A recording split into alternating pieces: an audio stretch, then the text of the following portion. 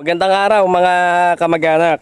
Ngayon nga ay nandito tayo sa may maisa ni Utol. Ito nga mga kamag-anak, makikita nyo kung gaano kalalaki yung manika o puso ng mais ni Utol. Ayan o, tingnan nyo hanggang sa loob yan mga kamag-anak, halos pare-parehas.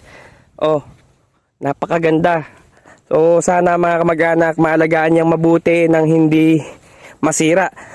So nung mga nakaraang araw mga kamag-anak, halos araw-araw siya ditong nag-i-spray.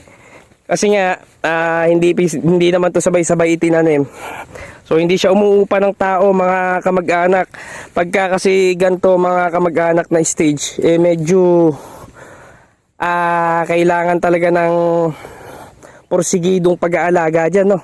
Hindi pwede yung pabara-barang spray lang kasi nga mga kamag-anak, pag kaya nasira, kahit gaano kalaki yung magiging bunga niyan, basta yan, nabutas ng uod, automatic mga kamag-anak, marireject yan.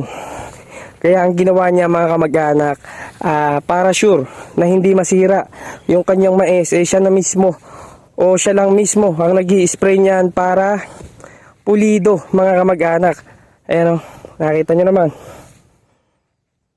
Halos pare-parehas ang size mga kamag-anak. Ito pa po yan, oh. Kabilaan po yan. Hanggang doon po. So makikita nyo rin mga kamag-anak, ayan, oh. Nag-spray na rin siya ng pamatay damo dyan sa every kalawang butas. So ayan, sakto. Ayan, oh, nag-i-spray na naman po. So ganyan po mga kamag-anak yung ginagawang spray dyan. Ulay hanggang puso. Ayan o, nakita nyo naman, mabagal yung spray.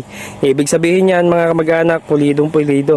Yun nga po mga kamag-anak na makikita nyo may mga ulay po na yan. Hanggang doon po sa dulo. Ayan po. Hanggang doon sa may kabila po na yon, yan po yung maisan ni Utol.